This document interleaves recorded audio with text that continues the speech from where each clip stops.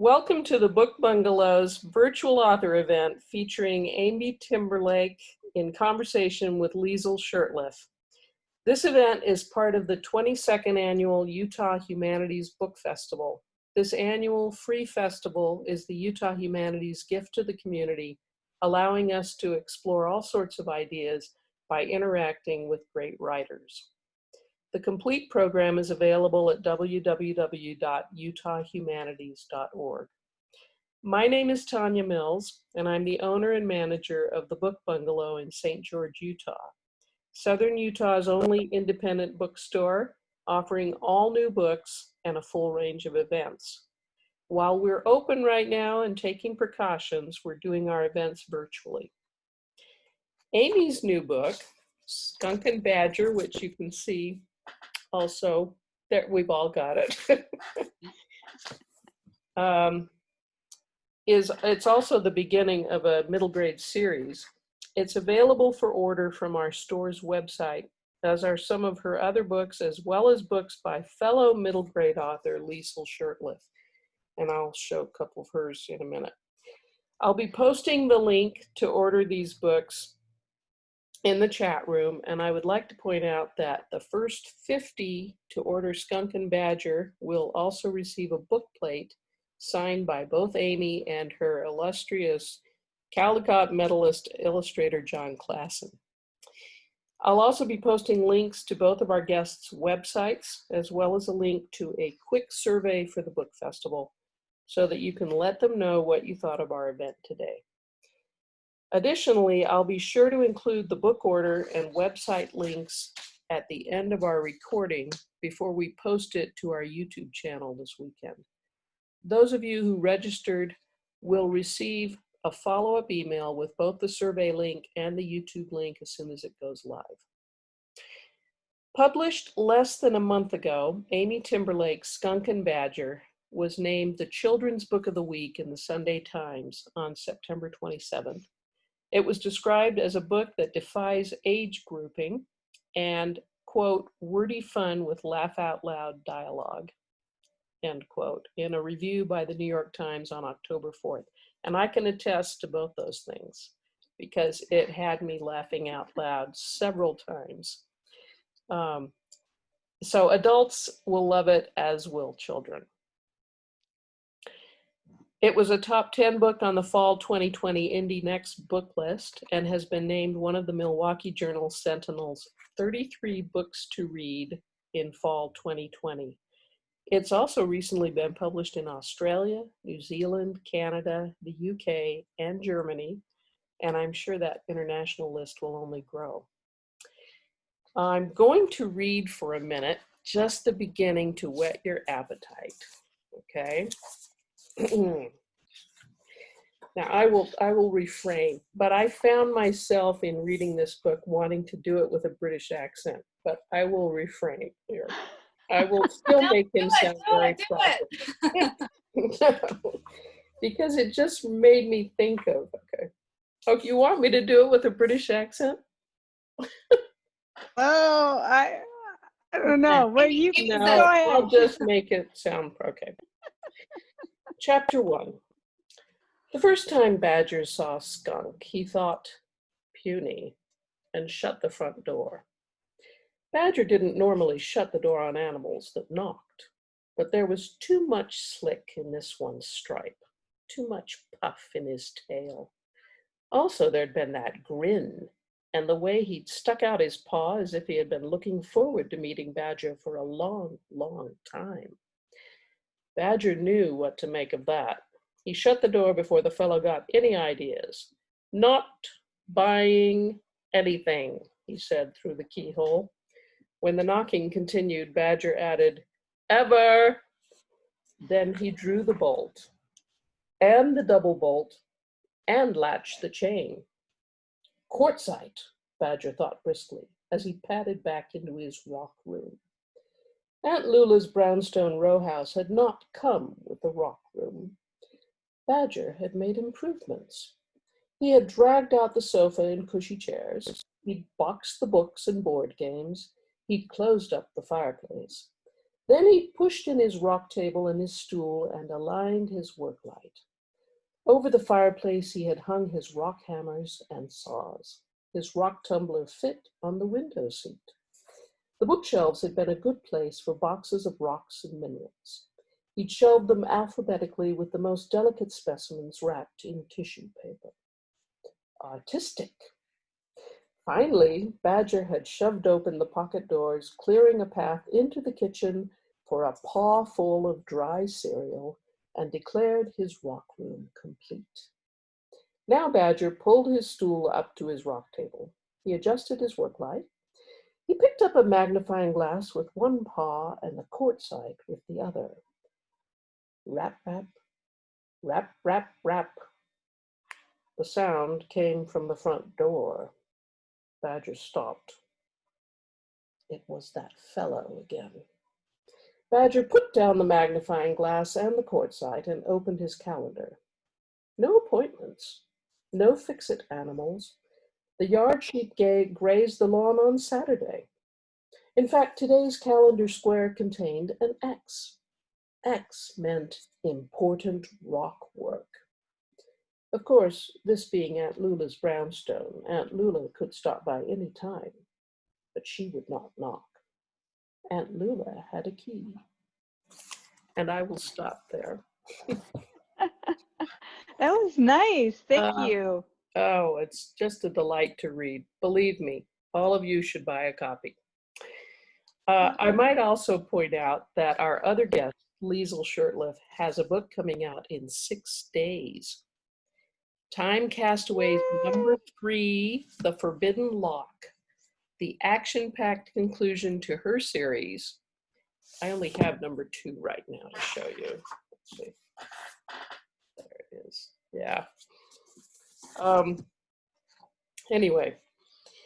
And as with the Skunk and Badger, you can order all these books on our website using the link that I will put up shortly as soon as they get going and talking.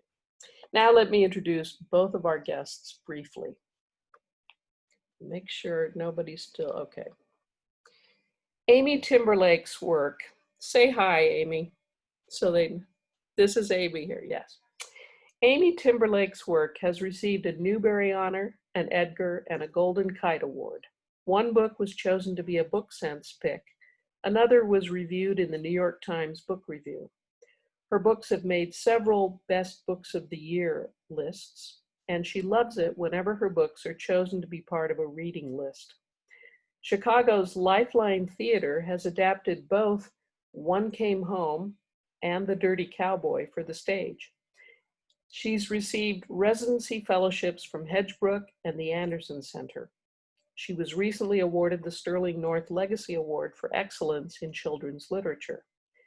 Amy grew up in Hudson, Wisconsin. She attended Mount Holyoke College and majored in history. She also holds an MA in English and creative writing. Most of the time she can be found in Chicago, where she lives with her husband, and that's where she is now. But on especially good days, she can be found walking on a long, long trail. Are you able to still get out and do that? Every morning. Good. I'm going to the lake, but it's the same little loop. But still, every day it's different. Like same walk, every day it's different. I don't know why. There you go. Okay. Liesel Shurtleff grew up in Salt Lake City, Utah, the 5th of 8 children. She says her 7 siblings tortured her, but she really likes them now. During her childhood, she loved dancing, singing, playing the piano, and reading books by Judy Blume, Beverly Cleary, and Roald Dahl. She also read Grimm's fairy tales. So often she wore through the binding. Today, she lives with her husband and 4 children in Chicago, which is a wonderful city, except that she says it's decidedly flat and very cold in the winter. When she writes, she often wanders back to her childhood to gather the magic that still remains, and she hopes to share that magic with children everywhere. Besides her Time Castaways series, she's best known for her book, Rump. You gotta see the whole, okay, there you go. Which was described by People magazine as a fresh riff on the Grimm brothers' Rumpelstiltskin, told with wit from the impish point of view from the troublemaker himself. Rump was a Texas Bluebonnet finalist and winner of the ILA Award for middle grade fiction. She's gone on to create a series from it, The Fairly True Tales, following it up with Jack, Red, and Grump. And we've got them all on our shelf, but I'm not gonna, anyway. Having said all of this, I encourage you who are watching and listening to post any questions or comments you may have during the discussion in the chat box. The authors will try and leave about 15 minutes at the end to answer your questions. And now I'm going to turn things over to Liesl, who has graciously agreed to interview Amy about Skunk and Badger. And I'll step in again shortly before 1 p.m. to wrap things up. I don't think we have a class, a creative writing class of 5th and 6th graders that's going to join us at some point. So you may say, what's a classroom doing in the, but they're supposed to join us about 12:15. So you guys go ahead and start talking, and I will put the stuff that I need to in the chat room. Take it away, Liesl. Thanks, Tanya. And hi, Amy. And everyone. We're glad you could join us. And I am just so excited to be here talking about Skunk and Badger. I have my copy here.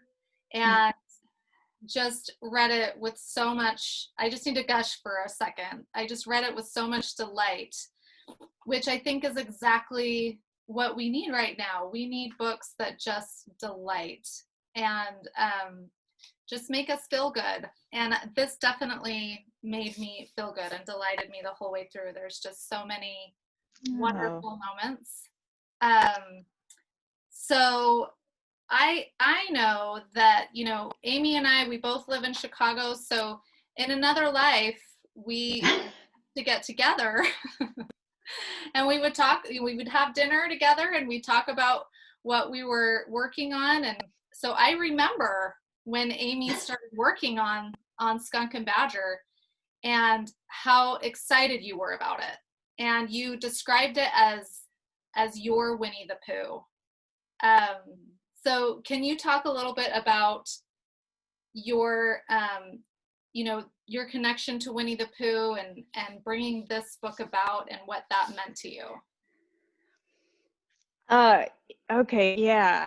So, as you'll probably remember, Liesl, I was working on a different novel and I basically got stuck in that other novel, and I started reading for that other novel. I was doing research on classic bear stories for kids. So I was reading bear mythology and bear fairy tales, and I read Paddington Bear, some of the Paddington Bear. I didn't read all the books, so if some of you have favorite Paddington stories that are way out there, I'm not going to remember them. But and then there were and then I also read all of A.A. Milne's Winnie the Pooh stories. And that's where it sort of started, because I was stuck in this other project. I was starting, and I read these stories, and I was just really struck by how beautiful they were, and well crafted, and that they were episodic, so the characters could do things, different things, different. And so I was just kind of mulling it over. And then probably because my mind was wandering when I was supposed to be doing that other project, I started thinking, if you were to write like a Winnie the Pooh, what would that be like? But it wouldn't be Winnie the Pooh, it'd be your kind of story. So like, what would the characters be like? Probably have talking animals, which you're going to have to get over, because I had this whole thing that I wasn't ever going to write a talking animal story. So I was like, well, it'd have like it would have talking animals, but, it would have your sense of humor and the way that you tell stories. So I started thinking about that, and that actually ended up being the beginning of this story. And I would say that it actually is less like Winnie the Pooh than it is more like, if I were to do like a buddy story, it would be more like Wallace and Gromit, say, and Winnie the Pooh, really. I can see that. And then I can also feel the sort of Frog and Toad and the Odd Couple, like a very Odd Couple vibe from it. I don't know if that you had any consciousness of that story, that play when you were doing it, but that I kind of. Well, The Odd Couple, I probably saw that 20 years ago, that movie. But it is so uncomfortable. Like imagining those two guys. I can still see those two guys. I saw it on a television, like a regular television, before the big flat TVs. So I see The Odd Couple in this little thing and I go, oh, that's so like stuck in there. And it's so uncomfortable. I can still feel the uncomfortableness of The Odd Couple. Oh, I think Amy got stuck a little bit. Are you there, Amy? Because okay, now we're back. Am I back?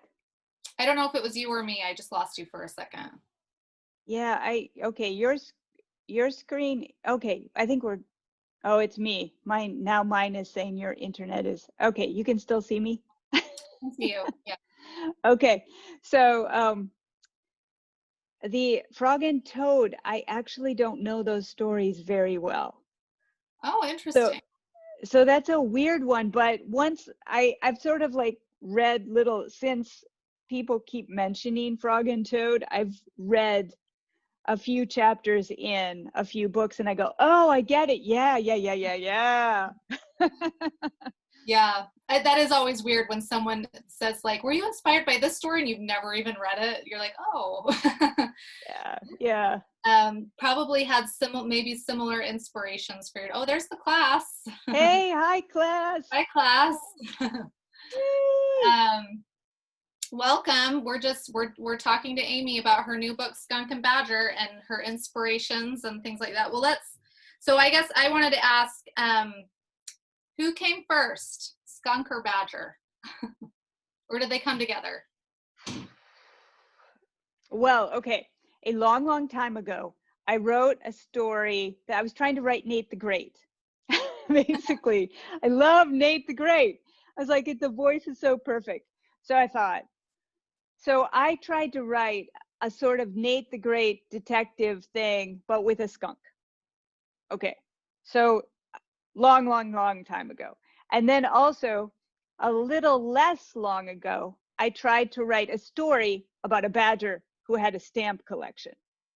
I am so glad Badger doesn't like stamps.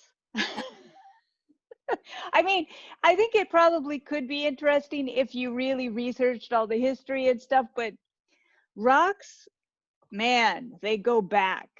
So geology and rocks, it's a science. So you've got a lot of stuff you can do with rocks. I think stamps would have been harder for me to engage with as well. So there you go.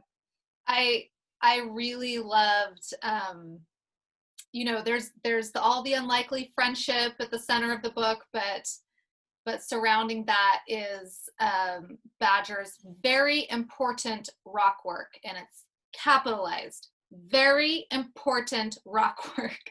And that just delighted me so much. So I want to know, and also there's the chickens, which we'll talk about more about in a minute.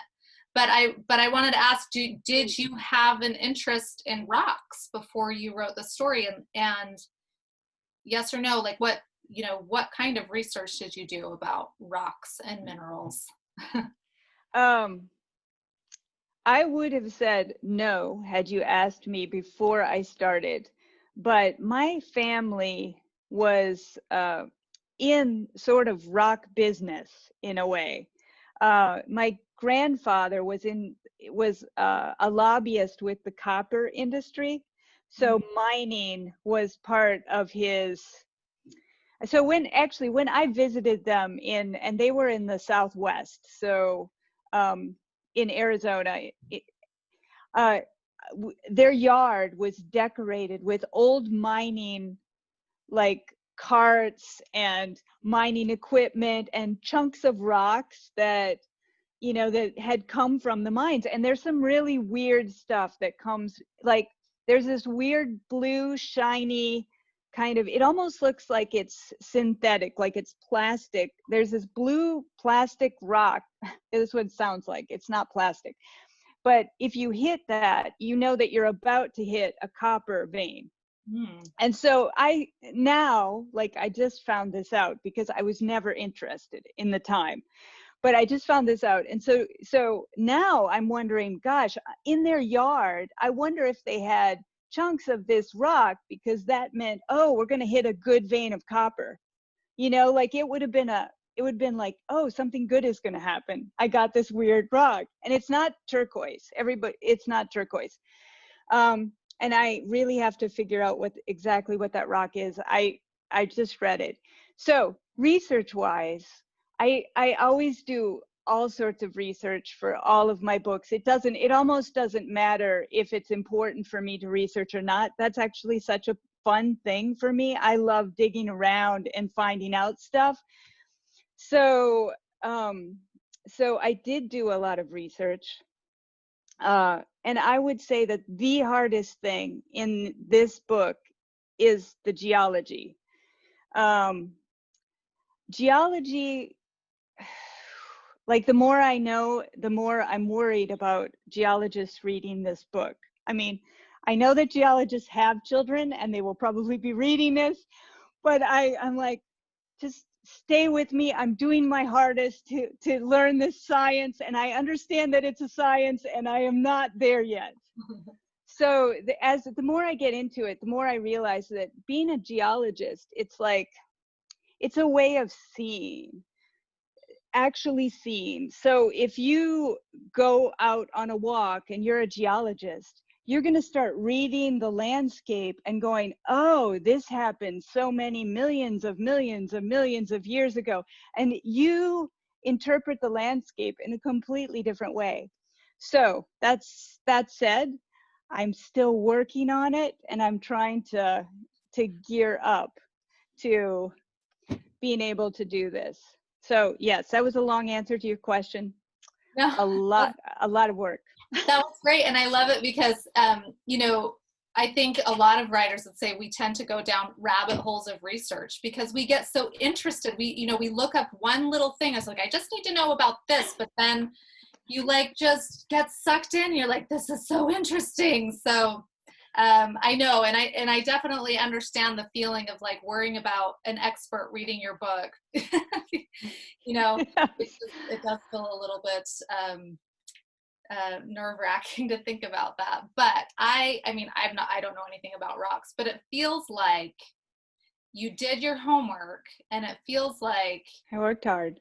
It works well with the story, you know, that's all good. So sorry, I have a 3-year-old. Yay! He's being called away. Be down here with me, buddy. Yeah, see ya. And this is the delights of working from home, is we have to kind of trade off a little bit. Sometimes they get away. Okay, in addition to very important rock work, which is Badger's very important rock work, we have the chickens, and which seem to be more of Skunk's thing. And they're not just chickens. They are quantum chickens. Okay, so tell us about quantum chickens. All right, so I do want to say this really weird thing about the chickens. So here is where I think the chickens came from, because this is so weird. In the first chapter, so I wrote the first chapter first, right? And I actually, the way I tend to work is I write the whole book, and then and it seems like then I end up like polishing the first chapter. And once I have the first chapter going, then I can shoot off into the rest of the story. So in the first chapter, here's where the chickens came from. It was a total surprise. Skunk appears in the living room, and he has this red suitcase, and Badger thinks that Skunk is gonna open the suitcase and try to sell him something. So you're just waiting in that first chapter, you're just waiting for Skunk to open this suitcase. Well, Skunk finally opens the suitcase, and as the writer, I knew that Skunk was going to have 3 things in that suitcase. Like the number 3 is just, it feels good. So by the way, writing class, this is your little tip. 3 is like the magic number. So if you want something funny, the way it works is you set up a pattern, you make something happen with the first instance. The second time you repeat the instance, and the third time you twist it. And weirdly, it's funny.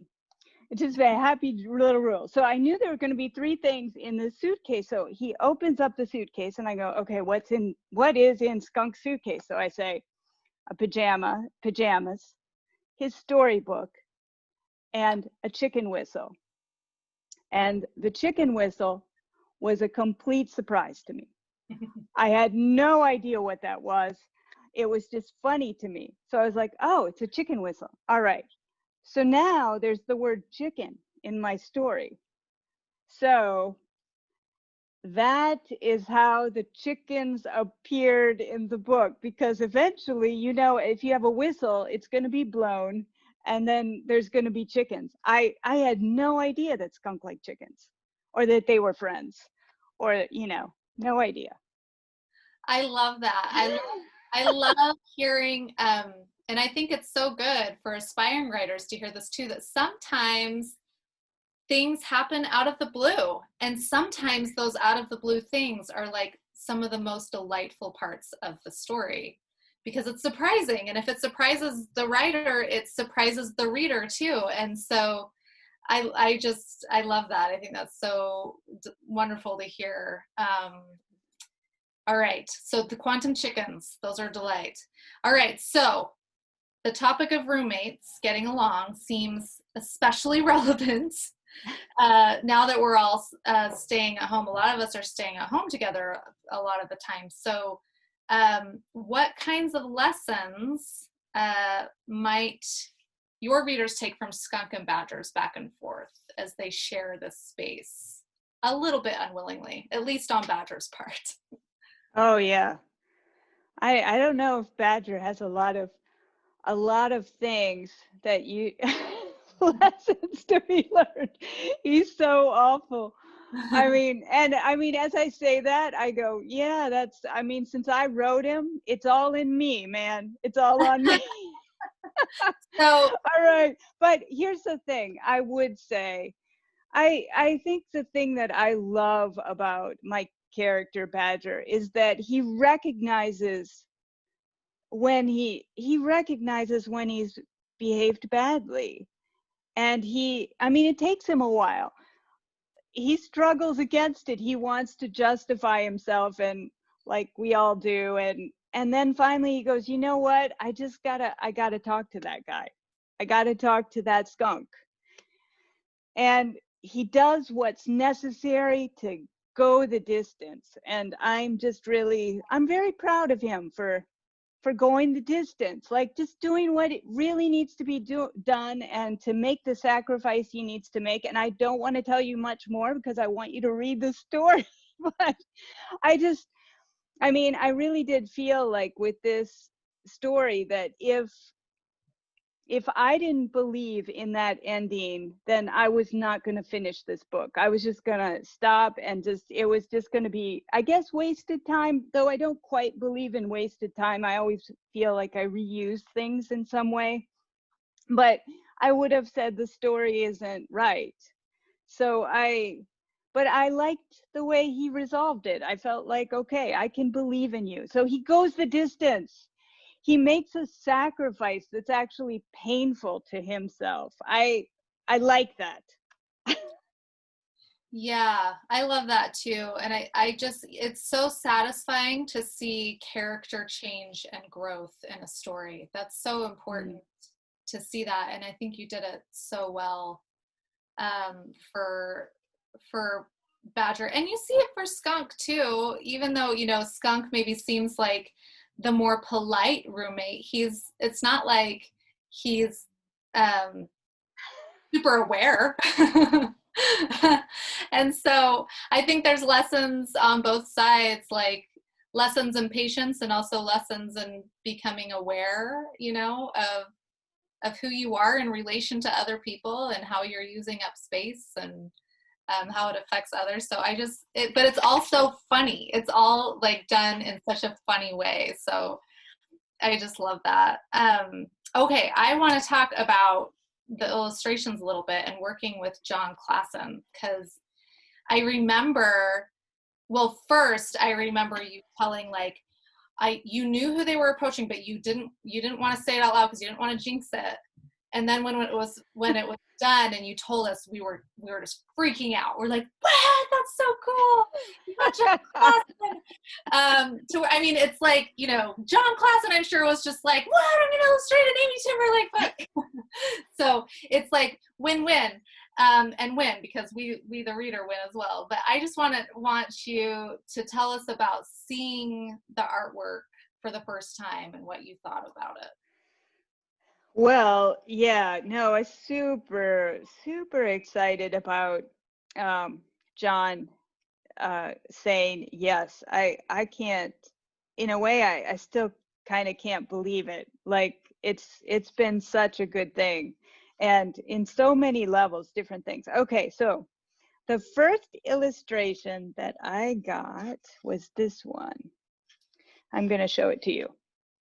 I hope you can see it. Can you see it? Yes. This is Badger in his important rock room. And so Elise Howard, who's my editor at Algonquin, sent me an email, and she called me too, but I was on the streets of Chicago and I couldn't get my phone. So I was like, anyway, all right. But anyway, so she showed me, and I just screamed. I was like, honestly, this is, okay, so here's the illustration, and it almost looked like this. So Jon said later that what I saw was not finished. And so Jon Klassen's finished copy, Jon Klassen's unfinished art looks very close to this. But there were things that were underneath the table that he hadn't finished yet, that he hadn't put in. So there were little tiny things, and also on the wall, I think there was some stuff on the wall that he hadn't done. Anyway, I screamed, and I basically said, I mean, it was almost creepy, because I said, my response was, oh, there's Badger. A photograph has been taken from my head and now put, I mean, really, it really felt like that was Badger, and that he had just taken it from my brain. And so it was a little bit creepy, in the sense that I never had any separation of, oh, that doesn't look like, I can't even explain it. I just thought, oh, that's Badger. So yeah, perfect. And I feel like he nailed it all the way through. He really did. I mean, he's got, okay, so this is the landscape gone chicken. You can kind of see, and then the other, so there are these full color beautiful plates in here. Here's another one. They put this beautiful plate of Badger playing ukulele, yay.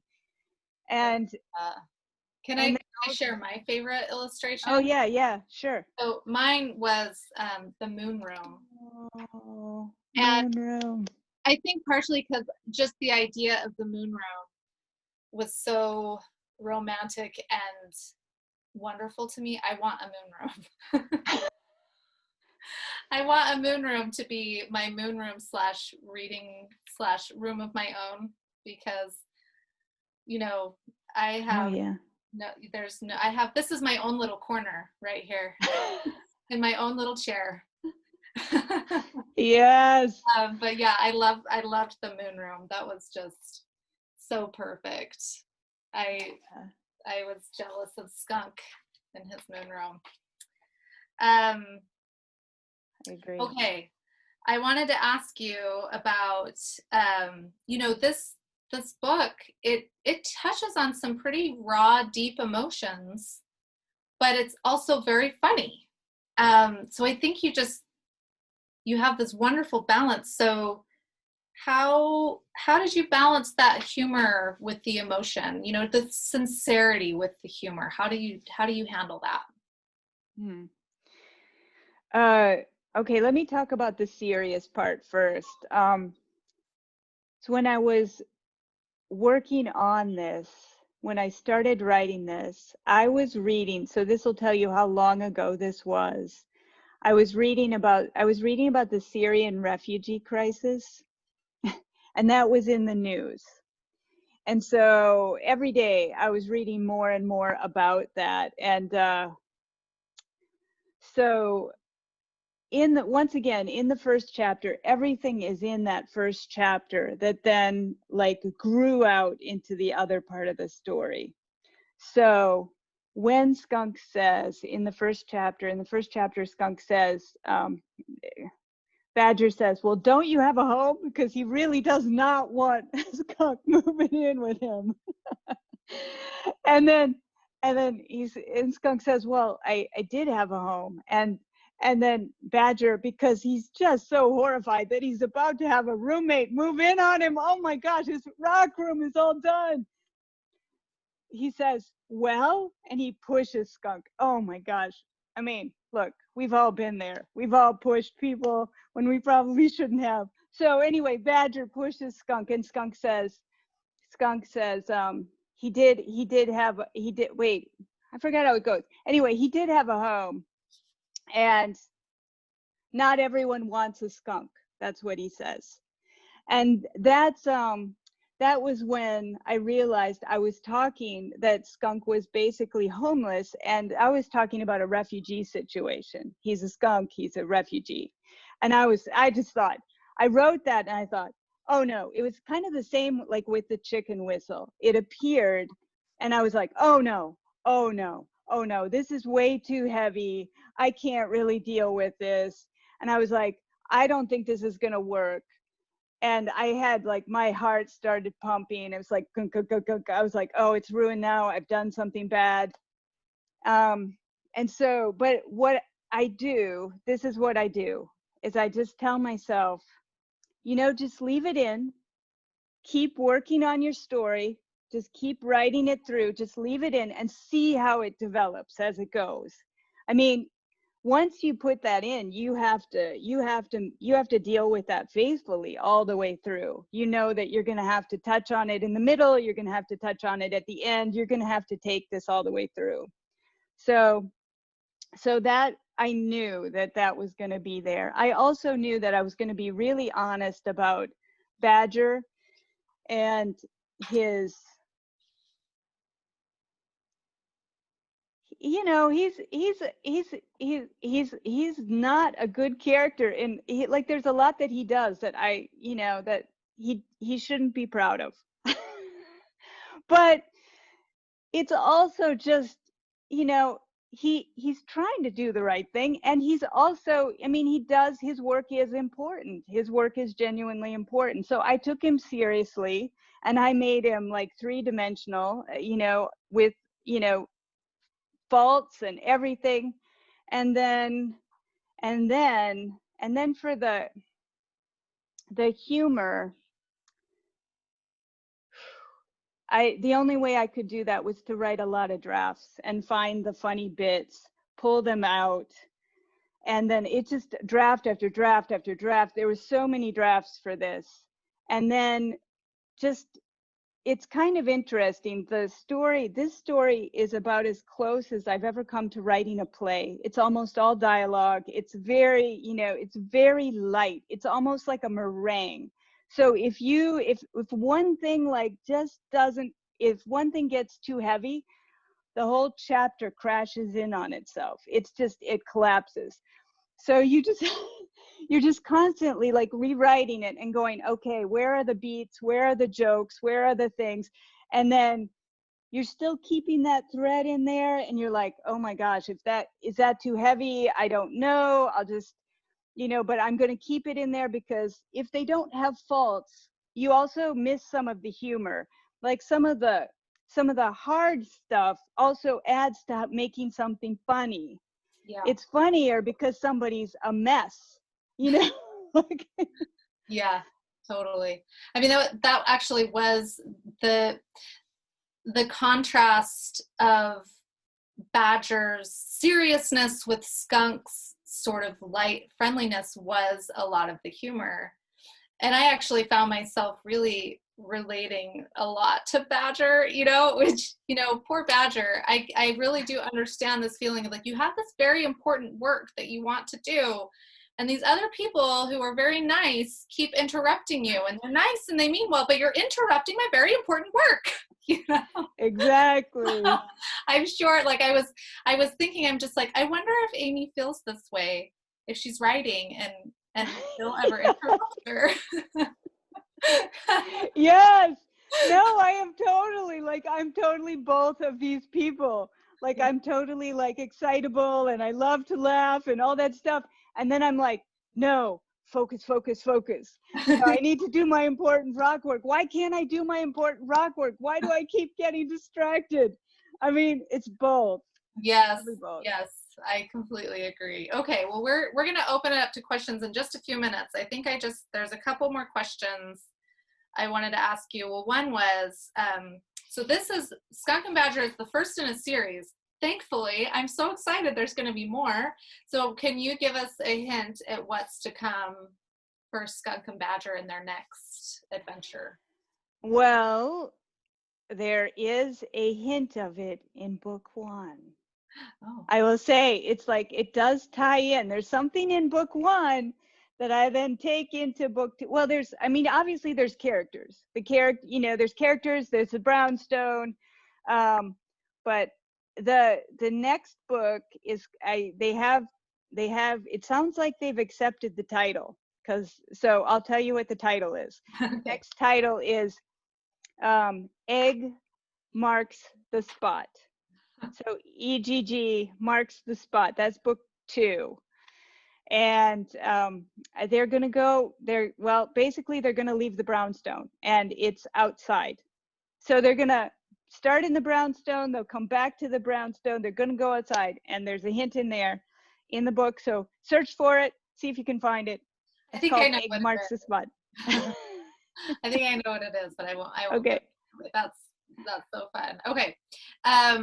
So do you have any book recommendations for our young audience members here? We have a classroom of kids, a writing class, so I assume that they read a lot too, because as you and I both know, writers are first readers. Yeah. So what are some book recommendations that you might have for them? Well, I think you should read Liesel's books. I do. I think you should.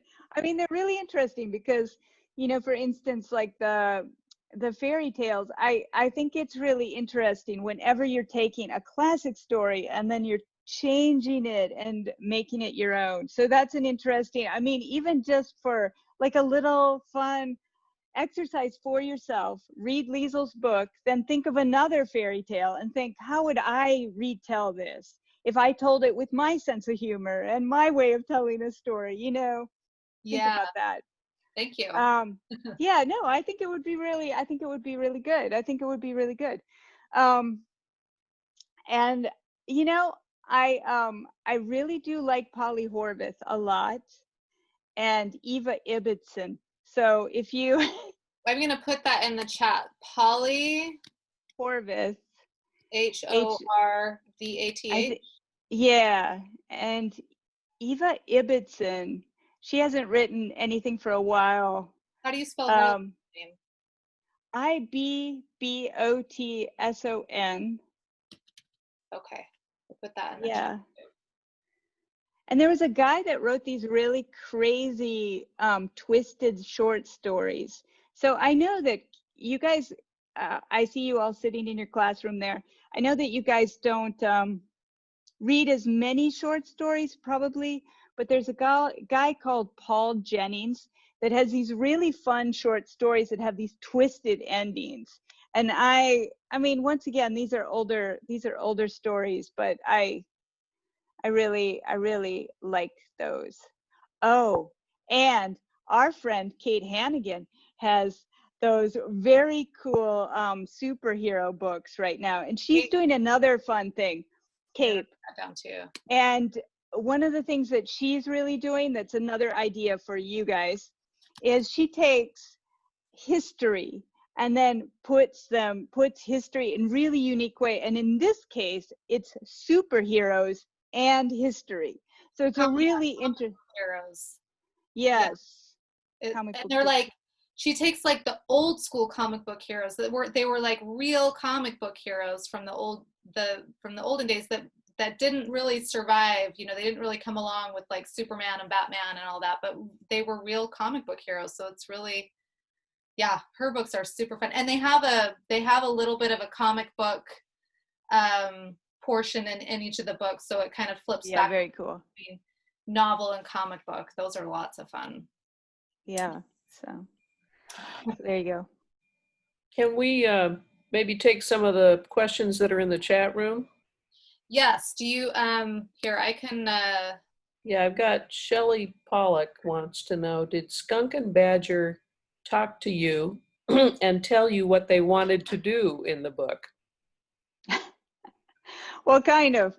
I mean, kind of. I don't want to make the process seem too magical, because I would say that I spend so many hours working on it but yes, I would say that I seriously, this book, I think the first book took at least 2 years to write, and you'd be surprised seeing how slim it is.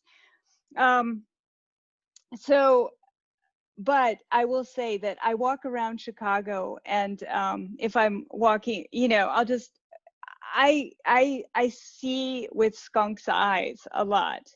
So I'll just say, oh, he thinks this is great. He thinks this is really interesting. Oh, that seagull sounds like somebody who is clapping, or is, I mean, I'll just start seeing like he does. And honestly, it's a really fun way to take a walk. So if you just want just a relief and just a fun thing to do, just go outside, take a walk, and after you've read the book, and then pretend that you're Skunk and see things like Skunk. He's very fun. Liesl, you want to ask the ones from the class? I think. Yes, I see them. So, what inspired you to be an author? First, we'll start with that. Answer that. My dad, when I was probably actually younger than you guys, I wrote a poem, and I gave it to my dad, and he said, oh, there's something in that, like, and he was kind of proud about it. And I just remember that feeling like, oh, I can write. And after that, I wanted to write. It was this really simple thing. It's amazing how just having someone give you a compliment and believe in something that you're doing inspires you to keep going. I just think that shows the power of just. What about you, Liesl? So I to me, there's not like such an obvious pinpoint of what inspired me to be an author. I always loved writing. Even from the time I was a kid, I journaled, I wrote stories, but it never crossed my mind to become an author, like for my job, to get published or anything like that. It was just something I did. And then later, after I graduated from college, I ended up taking a writing course with Kirby Larson, who she's written many books, probably best known for Hattie Big Sky. And I love her work and recommend her books also. But it was a similar thing. I was taking a writing course with her, and she said, I think you have something here. I think you should keep going and submit your work and see what happens. And it was just kind of like, oh, okay. And so I started submitting. And of course, it's not as simple as that. I'm sure you know that we go through we go through lots of rejection. There's a lot of hard work involved before you get a book on the shelf, but it starts with that little seed of just feeling like I can do this, you know, and I like doing this. And I think that's, if you like doing it, and if you share your work and someone tells you that they like it, then sometimes that's all you need to get started. And how do you not run out of ideas when writing a series, both of you? Oh, that's not the problem.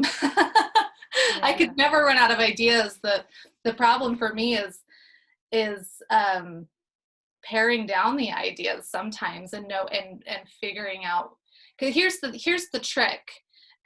It's not like you run out of ideas if you use them up. It's like, you know, in Harry Potter, where there's a magic spell or something where if you touch something, it multiplies. Okay. And I think about that with ideas. If you use an idea, if you put it down on paper, you get 10 more. And if you use those ideas, you get 100 more, and then 100 more. And so I think Amy would agree that we're so full of ideas now, we don't have enough time to write the stories that all of the ideas that are in our head. And so it's more, for me anyway, it's more about like, which ideas do I pick and how do I put them together? That's the trick for me now. But I will say it did feel in the beginning like ideas were super hard to come by. But I feel like the more you write, the more you get. Yeah, I think with the skunk, one of the things for me with this series is that with Skunk and Badger, for the first time, I actually have characters that I feel like I could have episodes with. That isn't normal for me. Most of the time I'm thinking of one story and I don't really want to do a sequel or a prequel. The story is just done. So like One Came Home, I don't have an idea for a prequel or a sequel for that. And I feel like it's done. It's like the best story is that story. But these characters, I feel like, no, I want to just keep like making little episodes and see what they do when you put them here and you put them there. Yeah, I hope you will, because it's so delightful to watch them. So how long did it take you to write? She said it took her 2 years to do Skunk and Badger. How long has it taken you to do, you're just about to finish your Time Castaways series. How many years is that between the beginning and the end of that? So 3 years to write, really, maybe like 3.5, but I wrote the whole series was written under a very tight timeline. The books had to come out a year apart. Mm-hmm. Amy watched the fallout of that. At times it was really, really hard. I don't usually recommend that to most writers. So if I had I probably would have liked to have had 2 years for each book, to be honest. So how much time are they giving you, Amy, to get the second one done? Well, I started the second one's done. I'm working on the third one. Oh, okay. Yeah, no, because my agent said, he said when he started selling it, he told me to keep going. And I was like, because I'd already finished the first one. He said, no, keep going because you have to get a head start on the, and I just thought, you want me to write 2, but we don't even know if we're going to sell 1. And I didn't know if there was a market for this, actually. I didn't actually know that. And I thought, well, okay, I'm just going to trust Steve. He knows what he's talking about. All right, so I'll just keep writing. Well, he did know what he's talking about, because I think what is it like to have your book be really successful? Wait, you mean Skunk and Badger? Yeah. Yeah, it's yes, so I just found out that it's number 3 on the indie book list right now. Yay. And I mean, it's such a shock. Like I am really not used to seeing a book be on a list like that. And yeah, it's really, and also just, yeah, no, it's really fun. Very fun. I'd say I recommend it to everyone. Everyone should experience it. Just, yes, it's fun. Absolutely. How'd you feel, Liesl, to have Rump and mentioned in People magazine? Yeah, that was surreal. And it was a surprise to me too. No one told me about it. I saw What? like, no, I was like, What? Oh gosh. I think I saw a tweet or something about it. And so happened to be out with my husband. We were out to dinner. And so we walked to the store and we picked up People magazine and we opened it. We're like, there it is. So, yeah, I'm with Amy. I highly recommend having a successful book, but like Amy would also, I think, agree that it's hard to, there's no formula for that. There is sort of this sort of, we work really hard. We try to write the best books that we can, but there is a sort of magic timing and things that just kind of come together. Other people who pick up your books and happen to love them, who happen to be able to share it with a lot more people or give it an award or whatever. You can't control those things. So I think Amy and we always talk about just focus on the work. Just do the very important writing work. Yes, important rock work. All capitals. How do you, okay, Capitals. the final question here, how do you stay motivated when that is hard? When the writing or the revising is hard? How do you stay motivated?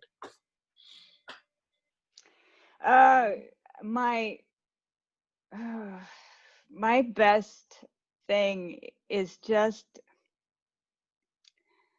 to try to get regular time in the chair in front of the computer, even if it feels awful. I mean, really, because if I can't tell you how many times I've had the situation where it's felt like, okay, I'm a really bad writer and I'm writing the worst dialogue you've ever read, and I mean that. And I spend a couple hours sitting in front of the computer doing that. And then either I write over the feeling and something happens, or the next day, I would say the next day, something happens, just because I was just consistent. I just was there. So I just recommend setting aside some time and making it regular and making it important and doing it, try to do it every day, or, take a day off. I think everybody should take days off. So, but just try to make it regular enough that, especially if you're working on something that's longer and it has a story arc, that you don't lose the thread. Because if you start losing your thread, the problem is then you backpedal and have to go forward again. And then you really feel like a bad writer. Like, I always feel like the worst writer if I'm backpedaling and going forward. So, so yeah, I actually think that just being regular and just going, you know what, I know it feels like I'm doing very little. It does bear fruit in like the next day, or or you sleep on it and something happens and then it unwinds the problem that you were stuck on. So I just believe in that. Are you a morning writer? Yeah, I am. I know that some people aren't, but I definitely am. But yeah, so I hope that's helpful. That's what's helped me, is just being regular and making it important and saying, I mean, I almost think it doesn't matter how much time you do, just regular. Yeah. Okay. I think we're about ready to wrap up. I want to thank both Amy and Liesel for this interesting discussion today, and thanks to those of you who posed questions. Remember, everyone, you can order their books through our website, and I put the link up again somewhere up there, a bunch of links, including the link to the survey. I hope you'll take a few minutes to fill that out. Let the people at Utah Humanities Book Festival know what you thought of this event. You'll get a follow-up email with all these same links, and as well as a link to the recording. And our thanks to the Book Festival's major sponsors. I have to read these out. George S. and Dolores Doré Eccles Foundation, the Salt Lake City Arts Council, the Salt Lake County Zoo Arts and Parks Fund, Yay. Summit County RAP, Weber County RAMP, the Charles Redd Center for Western Studies, the King's English Bookshop, Weller Bookworks, the National Endowment for the Humanities, the National Endowment for the Arts, and Catalyst. Again, thank you to Amy and Liesel, and thanks to all of you who joined us today. Thank Stay you. safe and stay well. Bye. Yay. Thank you, Tanya. Thank you Yay, for thanks having so much, us. Tanya. This was lots of fun. Amy, congratulations. Yes, congratulations. Liesel. Thank you Goodbye. for doing this, Liesel. All right. Absolutely. Bye.